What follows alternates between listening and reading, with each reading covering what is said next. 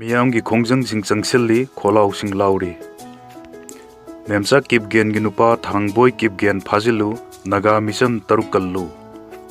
खिबा मेत्रा हुमदोयदा लेलोन वाईफाई खुंदा फाजिन खिबा नगा मिशन तरु अतेन बमतमदा थादरु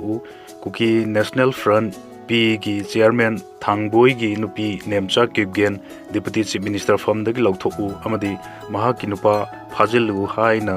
ngasi mitai tangkul kabui liangmai mitai pangal yauna tongan tongan bo furuk ki miyam na chaw bu khongchat ama chatkre Newsikon ki tribal market ki miyam punduna se minister banglo tam na chaw bu khongchat ama lakhi konong mamang traffic point maya yorpada yam lava central force amadi state forcing na thattuna makhata na chalhan kidre adum oinama khongjang loising maraktagi miyoi nipan khangattuna se minister ga unahan ki Rally aduda long live Manipur, Nemcha Kipgen down down, Lailon Wi-Fi chief arrest, stop dreaming cookie land, cookie in P layer, how can a militant wife become a deputy chief minister of Manipur? Hai ban singba thaba placard sing siznaki. Yui nipan aduna chief minister ko unaba changkhrabasu miyam adu konong mamang traffic point long live Manipur. Lailon Wi-Fi khun gi ningthau phagadabani naga mission taruk thadou nemsa kipgen gi nupa thangboy kipgen phajilu su abrogate tau manipur gi saktam kai biaroi amadi militants ki leader oiriba thangboy kipgen phajilu amadi maha ki nupi oiriba nemsa kipgen bu phamdagi lauthou haiban singbo kholau lauki ukrul gi tangkul khunda nauna amuk landarakre Tam khar lep lurpa matungda Ukrul district ki kuki militant ni singnaba singna tha asi ki kunmari amsung kunmanga gi lona ba hingda district asi gi manungda leiba el laho tangkhul khunda bom yauna nongmai kapsin duna landar kre hari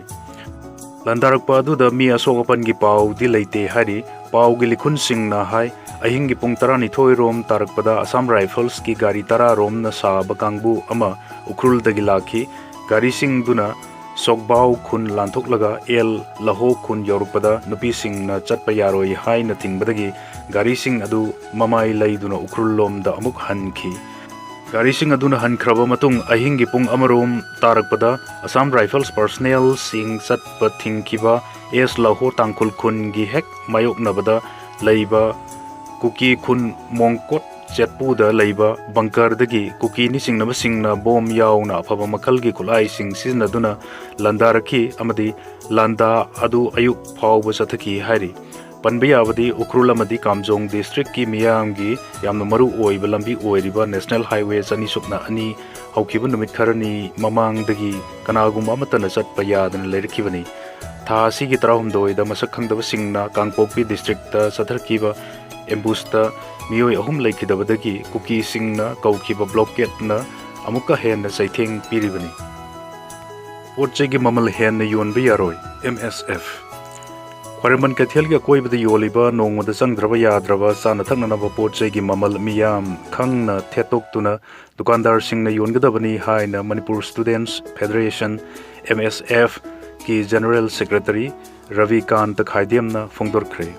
Kwakhetel taunau jam lekai da leiba mahiroi lup asigi mayai loisang da pawmising ga unabada mahakna hai India na semgatpa proxy lanmi singna chatharkpa irang na chaitheng phanglibasi Manipur miyam dani maramasina awa chaitheng phangliba miyam asida henna awaba kudongcha da ba mayok na riba asi karadang safana na bagidamata dukan phambiriba miyoi singna potchegi mamal ka hena wang na yondana bagidamata phongdorkli KFNPD amasung Wet and Measures ki department ki official singna yangsin khongchat amada potchai gi mamal hen na yonba thengnarkhre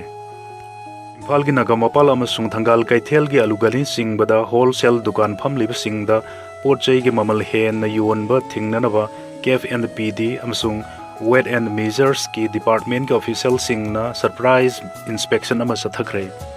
Inspection nadu KFNPD ki Director Yumnam Nelson ki midyang makhada Imphal West ki District Supply Officer L Ipotombi na lusingba official team amana wholesale phamba dukan singda haktengna na chattuna yengsin khibani official team aduna yengsinba matamda laingak na lep khiba tilhau gi mamal kilogram amada lupa kunthra dagi hen na yolamba thengnakhi leingakna lepa mamaldagi henna yolamba dukansingda karigi mamal henna yolibano haina official singna wahang hangbaga loinana mamal henna yondanaba instruction pibaga loinana leingakna lepa mamaldagi makha tana henna yolamba thengnarabadi shop license kakani haimana singba warning tawramki hari Impal West ki TSOL Ibotombina Paumi Singh Dahai Nongmada Sangdraba Yadraba Sana Thaknanaba Polam Singh Haibadi Alu Amasung Tilhau gi Mamal Asi Hen na Yole Haibagi Wakat Lakbadagi Achum Ran Khangdok Nanaba Inspection Asi Sathabani Wholesale Dukan Family Singna Lengak na Lep Papochai gi Mamalda Hen na Yon Bayaroi Yolabadi Action Laugani Amadi Matamga Chunaba Pochai gi Anova Mamalsu Lengak na Aten ba matamda lep legani hai na phungdokhi umthing thingjin bagi khongjang kangpokpi me kunmanga kuki inpi manipur na pong nipunipan sangdok tuna la khiba total shutdown ngasidagi amuk na hongna na hauraduna matam kakta bagi oiba khongjang oina onthokre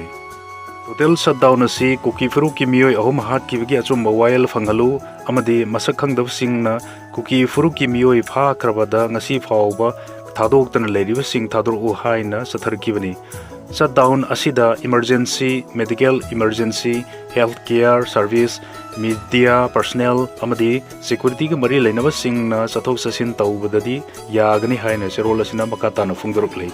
akalamromda masak khangdaba singna fajin khraba matung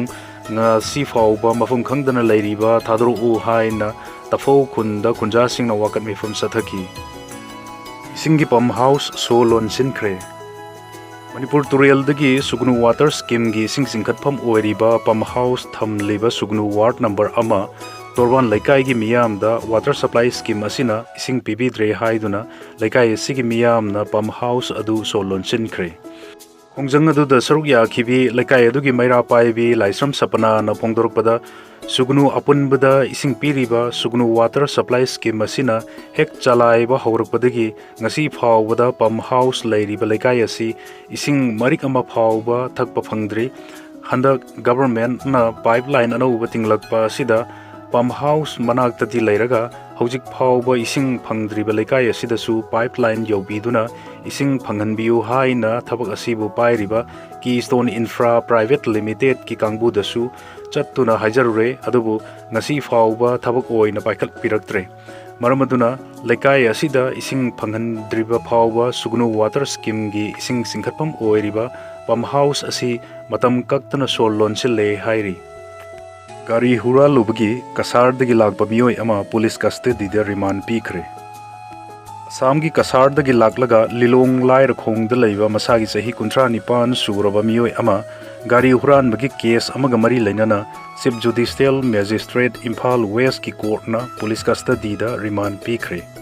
case adugi fadok ni hairiba miyoi adugi maming Alauddin sahi kuntra nipan sure apokpa Jamaluddin Kawi Kasar District ki Lalpani Khairabad Forest Village dagini haujikna lilong lai rakhong da leibani Mahakpu City Police Station ki kangbuna court ta puthoroklaba matungda police custody da remand pikibani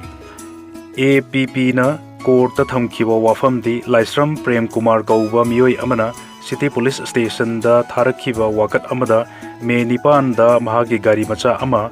Kakhulong lambi ki Kakhulong Youth Club Pauna Bazar manakta so lolaga khamdun thamlambada sakhangdaba singna gari adu huran bikre haina wakalakibani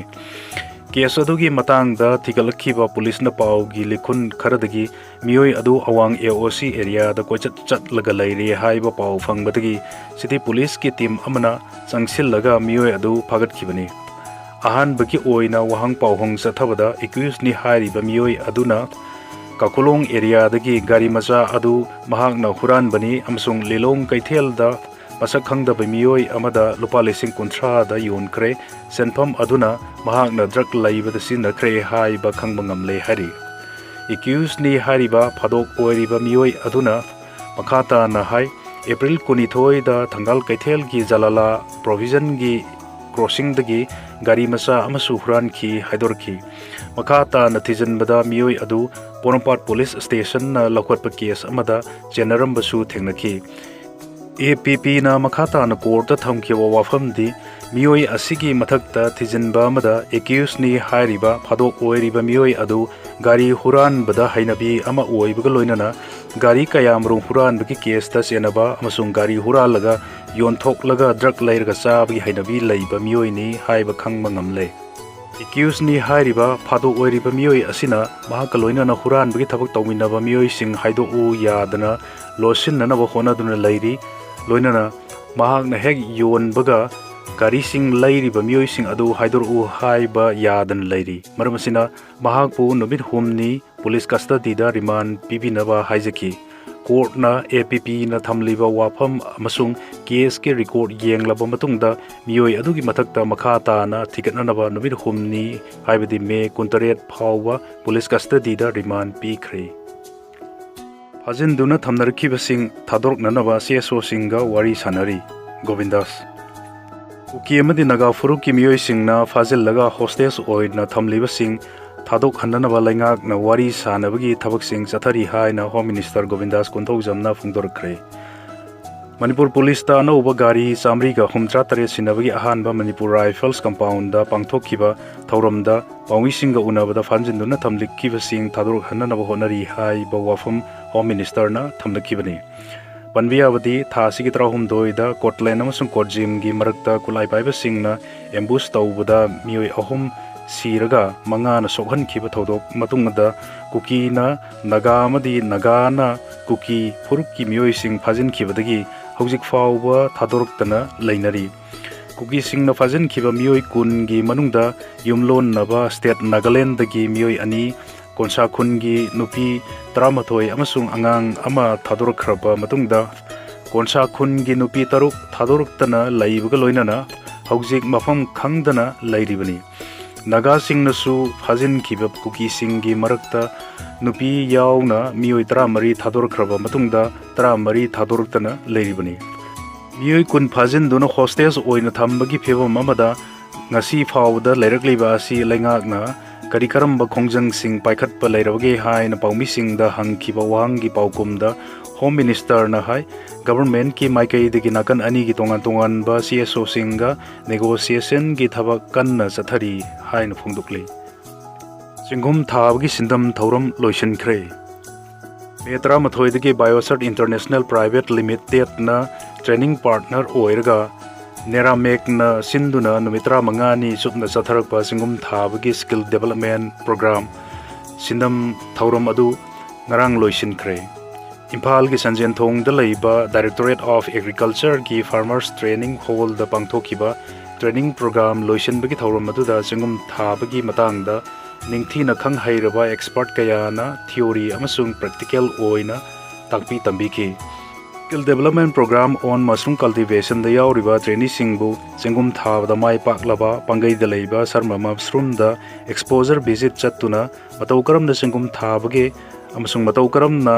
करम्बा मतमदा हेकदगे हाइबगी मतंग द practical ओइना trainee सिंग द ताकपी तंबीकी ट्रेनिंग प्रोग्राम असिदा सरुक याखिबा ट्रेनी सिंग द सर्टिफिकेट सु यंथोखी ट्रेनी सिंगना हनख्रबा मतुंगदा सिंगुम थाबगी थबक हौननबा मशरूम स्पोन्सिंग सु खुदोल तमखी हरि नुमित तरुकनी सीबीआई की कस्टडी द थाजनख्रे यूजी सोगलिसिंगनी को कुंतरुक की वाहंग से सिंग लीक ओइबकी केस का मरी लेनना फाखिबा पुणे द बेस तौबा फिजिक्स की लेक्चरर मनीषा संजय हवलदार ngarang Delhi की कोर्ट अमना नुमित तरुकनी की सीबीआई की कस्टडी द थाजनख्रे तारबा मियोय असि नुमित तरुकनी मखोय की कस्टडी द वाहंग पावंग तौननबगी अयाबा पिबिननबा central bureau of investigation CBI ना हाइजरपदा स्पेशल जज अजय गुप्तना अयाबा पीकी मनीषा सी मे 19 द सीबीआई ना पुणे दगी फाखिबनी अमसुंग ट्रांजिट रिमांड द दिल्ली द पुरकलबा मतुंग स्पेशल जज गुप्ता की कोर्ट द पुथोखिबनी पुणे द लैबा सेठ हीरालाल सर्फ प्रसला द लेक्चरर ओइबा मनीषा नीट यूजी की दमक ट्रांसलेटर अमा ओइना थबक तौबनी पनबयावदी national eligibility cum entrance test under graduate नत्रगा नीट यूजी एग्जामिनेशन सोकलिसिंग निगर कोकुन तरुक हौखिबा मे अहुमदा पांगथोखिबनी अदुबु वाहंग से लीक ओइबगी वाथोक लाकपदगी नेशनल टेस्टिंग एजेंसी ना मे 12 दा एग्जाम अदु कैंसिल तौखिबगा लोइनना लाकलिबा जून 12 दा अमुका हन्ना पांगथोकननबा नौन मतम लेपख्रबनी मिडल ईस्ट की थाव LNG पुबा जहाजसिंग हॉर्मुजदगी पाकिस्तान चाइना माइकई पांगलखरे लिक्विफाइड नेचुरल गैस टैंकर अमा स्ट्रेट ऑफ हॉर्मुजदगी थोकलखरे अमसुंग निंगथौकाबा नुमित्ता पाकिस्तान माइकई पांगलखरे अमसुंग चाइना की दमक इराक की क्रूड पुबा टैंकर अमा था अहुम लोम पंदुना लेरक्लबा मतुंग थांग नुमित्ता मिडल ईस्ट गल्फ थादोरखरे फेब्रुआरी 19 यूनाइटेड स्टेट्स अमसुंग इजराइल ना ईरान दा लंदाबा हौखिबा मतमदगी स्ट्रेट ऑफ हॉर्मुज फावरगा जहाज अथोप ससिन तौबगी चांग साथीना हंधरक्रे लान ममांगदा मालेमगी थाव अमसुंग LNG पुथोपसिन सरुक मंगा थोपगी अमरोम स्ट्रेट ऑफ हॉर्मुज दा तौरमबनी जहाजसिंग चथोक ससिन तौबदा सिननबा लंबी अमा ईरान ना पीखिबनी लंबी अदुदा फावरगा चटलिबा था असिदा गल्फ दगी थोखिबा सुपर टैंकर खुजोक अमगी मनुंगदा जहाजसिंग अदु यावी Among all the very large crude carriers VLCC ahum crude barrel million taruk puduna China amasung South Korea tamna chatki LNG tanker foirates ningthaukabu numita Hormuz lanthorkre amasung lepak pokpa numita Pakistan da thunglaba yai haina LSEG amasung Kepler da CP data na utki maragasida thangju numita straight thado khiba VLCC Eagle Vero na Jun tara nithoida nongpok thangba China gi ningbo hi thangpham da thunglaba yai haina LSEG amasung Kepler da shipping data na utli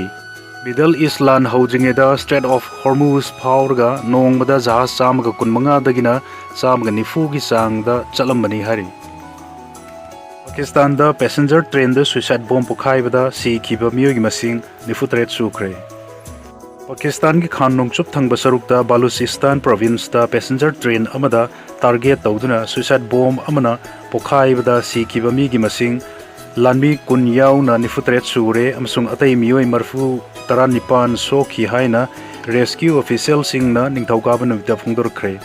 नोंमाइजिंग नुमिता Pakistan की Balochistan province दा shuttle train अमदा